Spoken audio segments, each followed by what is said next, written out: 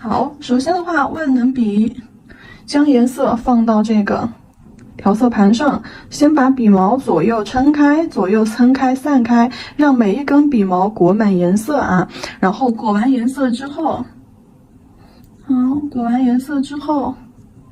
那这个叫什么？这个叫滑胶。可以直接用到万能笔。如果说我们是画小的小雏菊的话啊，我们还有一种方法，除了用笔的正风侧风啊，我们同样的就正常的去使用万能笔，也是可以画出花瓣的，只不过要小一些，花瓣没有那么大那么圆。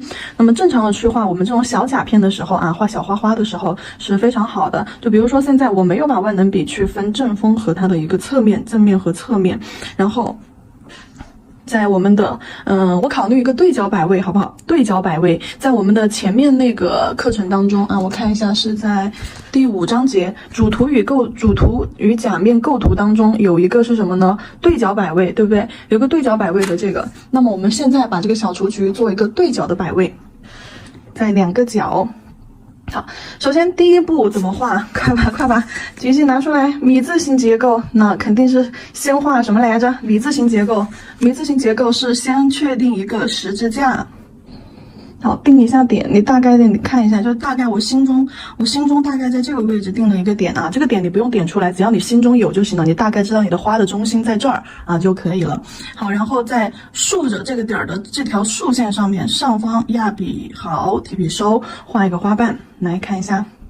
这个是用的万能笔原始状态的样子画出来的啊，然后呢，上面竖着画了一下，横着竖着再画一个，长度要差不多啊，要看一下长度，好，压下去，好，到了花心的时候，慢慢的提笔收。这个笔法的运用，前面几节课多看一下啊，多念一下，好，然后下方也是确定好距离。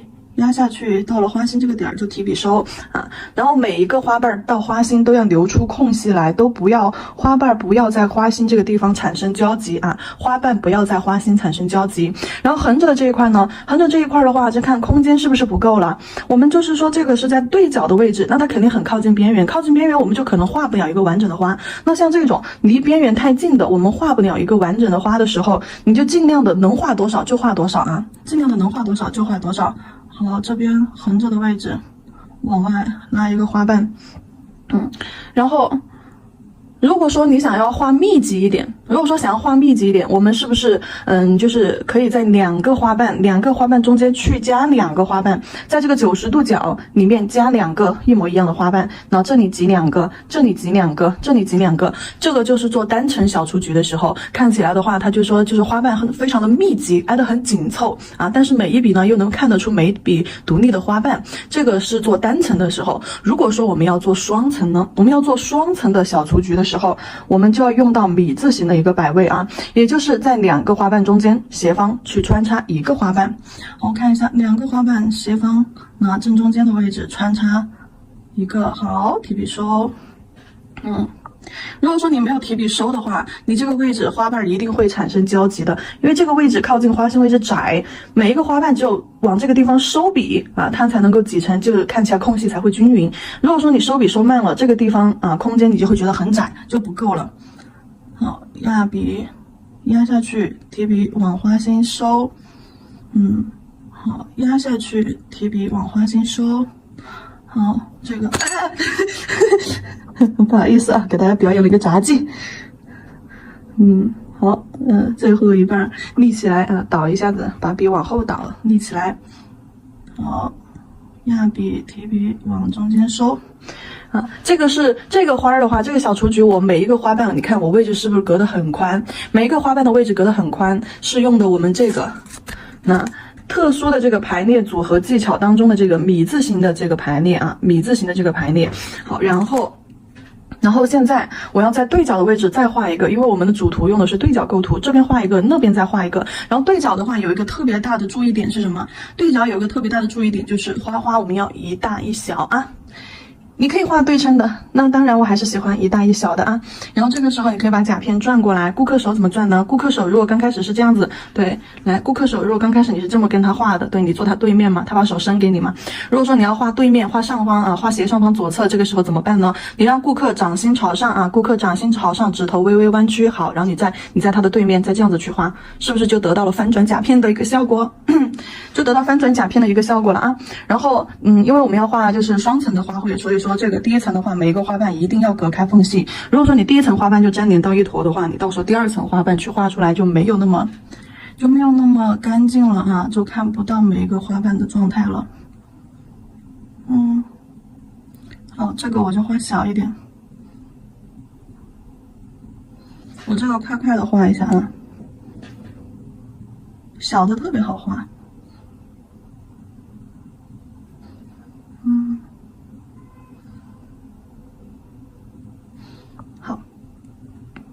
先照一个灯啊，先照一个灯，第一层照灯。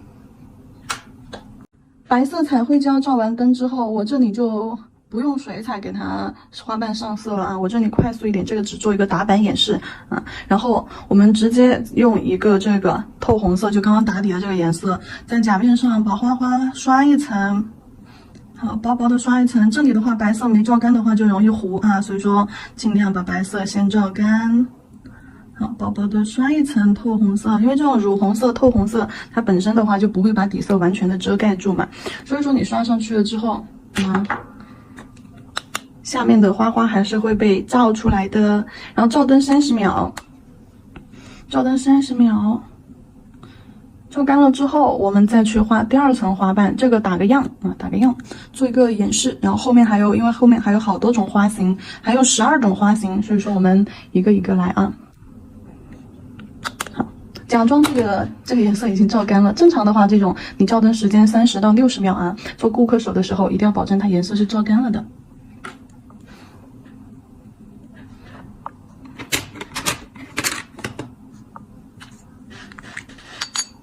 接下来第二层花瓣，第二层花瓣的话，我们定位定在2个花瓣的中间，2个花瓣的中间，你可以稍微比它矮一点，你也可以跟它一样的啊，可以稍微比它矮一点点，你也可以跟它一样。好，这样压鼻提笔往回收，一模一样的画法，和第一层一模一样的画法，只不过是第二层花瓣的话是在底下2个花瓣的中间。好，底下2个花瓣的中间。如果说你要去添这个花瓣，去描这个花瓣，你记住啊，只能原路去描。就这个只能整体再把这个花瓣去走一遍，不能在中间拿着毛巾在那里扫扫扫、拖拖拖、拉拉拉啊。好，尽量去这样子一笔形成，一笔画出来的花瓣，它的那种啊，它带着花瓣的那种肌理感，花瓣的那种花茎的那种感觉，比你一步一步的用笔去扫出来、去描出来的要好看很多啊。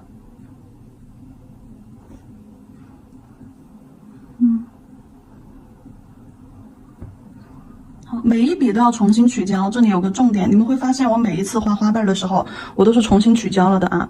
每一笔都要重新去划胶啊，每一笔都要重新划胶。第一是为了调整笔毛的状态，第二是为了保证毛尖有胶，因为我们用到最多的就是毛尖的胶，所以说毛尖没有胶的话，你下一个花瓣可能成型就没有这么好了。所以说每一笔都要去重新划胶啊，这个是我在操作当中的细节，这个要跟你们说一下，不然的话，你们划一笔胶，你们画3、4个花瓣，你就会发现到了3个、4个花瓣的时候就开始不完美了，形啊或者色彩呀就出不来了。然后你再去描，你再去重复又去描第2遍，你会发现它不好看了。像这种缝缝里面，你就轻轻的点一点，对，往外稍微拉一下，感觉有花瓣就行了。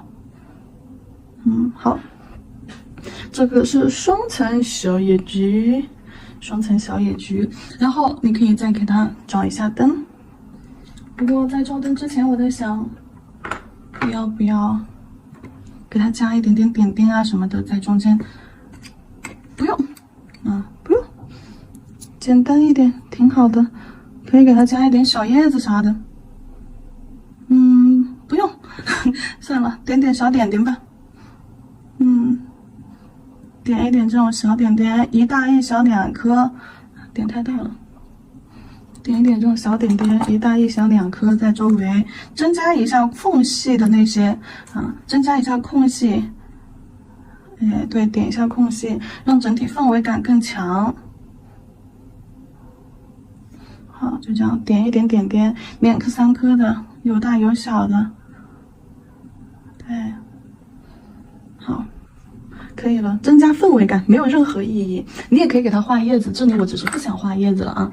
好了，然后我们拿去照灯，等一下它的花心我们可以后面再去操作啊，先拿去照灯。彩绘胶照完灯之后，你一样的啊，同样的也可以再次加深一下它的那个花心，用这个透红色，透红色就是轻轻的、薄薄的刷一层在这个花心里面，好，透透的、薄薄的刷一层在花心里面。当然这个色块要大，不大的话你给它晕开就不是腮红了，因为色块太小了，一小坨在那里面，那你一晕，哎，没了。这个扫扫笔啊，把这个色块往边缘扒了。对，在色块的边缘往花瓣边缘扒了，花心深，花瓣边缘成渐变啊，就这样子就好了。那就是在花瓣的正中间做一个小腮红，这种意思，很好扒了。这种透色、乳色，用这种扫扫笔、渐变笔，很快速的就给它扫开了。就毛尖在色块的边缘扒拉扒拉扒拉扒拉，好了，然后给它照一下灯，给它照一下灯，然后我们等一下大概照个，正常的顾客手上的话，还不是要照30秒啊，还是要照30秒，老老实实的，避免出现一些售后情况。然后像做板的话，打板的话，有时候我们就可以忽略掉一些时间上的，对。好，30秒过去了啊，然后我们给它封层。花心是不是还没画呀？花心我打算做成立体的，用微雕胶或者是拉丝胶啊，那些都可以画。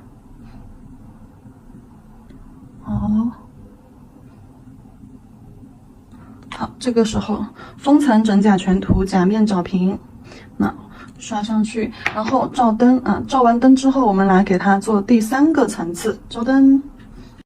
封层照完灯之后，我们可以用白色微雕胶，也可以用白色免洗彩绘胶啊。总之你要用的这个东西，白色的，它是能做微立体效果的，它是在封层之上操作，操作后不用再单独封层的，免封免洗类产品才可以用啊。就是免洗彩绘胶和这种免洗微雕胶都可以封层之上操作。好，花心点3个点儿，好，点3个点儿成三角形，那花心3个点儿成三角形。毛尖尖用极细勾线笔的毛尖尖去点，其中有一颗点可以点大一点。好，然后在2个点的中间这些地方可以再点一个小点儿。好，把花心扩大，如果小了的话哈，扩大。OK， 然后我们再用这个微雕胶可以干嘛呢？你可以不用做这一步啊，你可以不用做这步，我可以操作一下，把花瓣的边边上轻轻的勾一下。看懂这步没？是为了让它更立体啊，就轻轻的从花瓣的2侧往花心勾一个非常细的线。如果说你没有极细勾线笔，不太建议大家操作这一步啊，因为这一步的这层线条，如果说你没勾好的话，它整体的精致感瞬间就降下去了。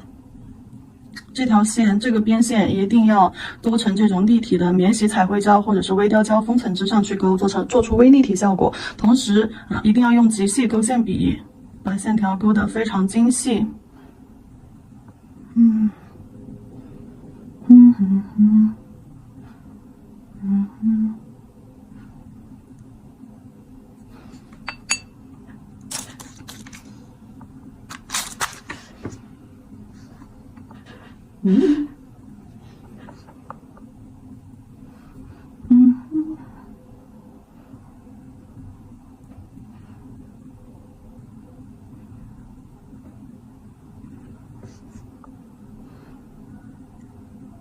好，快速的勾一下，花瓣没有包全，没有包死啊，花瓣的话只在2侧包了一下。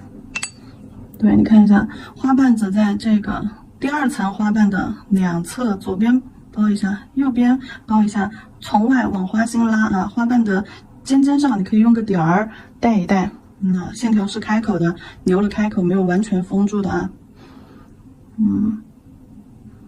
那这样子的，这样子会感觉它非常的娇柔。如果说你把花瓣包死了的话，就感觉实在是有点太封闭了，就有点太不自然了啊，一下就感觉没那么灵动了。这是勾线条的小心机。你以为就是简单描一描、勾一勾、框起来就好啦？当然不是啦！而且你会发现，我每一笔线条都是从花瓣外轮廓往花心拉进去的。为什么从花瓣外面往花心拉进去？是因为让线条呈现一种虚实效果。在花瓣外轮廓时，然后往花心拉的时候，线条越来越细，越来越虚。这样子的话，它的花心这一块看起来就会很干净，线条就不会感觉就那么粗糙啊。这样子的话，也是增加干净，就是细节啊，也是增加它的款式细节的一个点。然后勾完之后，大家看一下这个款式漂不漂亮？是不是感觉非常精致好看呢？以上我讲到的一些点啊，大家一定要记起来。就比如说咱们在画花瓣的时候，画一半划一下胶，画一半划一下胶，然后啊，我们再去就是操作花瓣的时候，每一个花瓣都是独立的个体。你看每一个花瓣都没有产生粘连，点了个点儿。然后花瓣就是往花心拉过去的时候啊，花瓣往花心收过去的时候，一定不要在花心产生了粘连，花心这块一定要空出来。然后我们在勾线的时候，一定是从外往内勾，从花瓣外轮廓往花心提笔勾啊。然后花瓣左右两侧包线条，中间的话留一个开口啊，甚至有一些中间你可以点个点儿来稍微做一下衔接，那整个花朵的精致感就出来了，都是一步一步的细节。等你把这些细节就是说完整的掌握到了，习惯了之后，你就会发现它不是一个非常你需要去注意的东西，它就是一个自然而然你就会注意到的一个东西。唉，没有一支干净的笔给我用哦，都没有洗哦。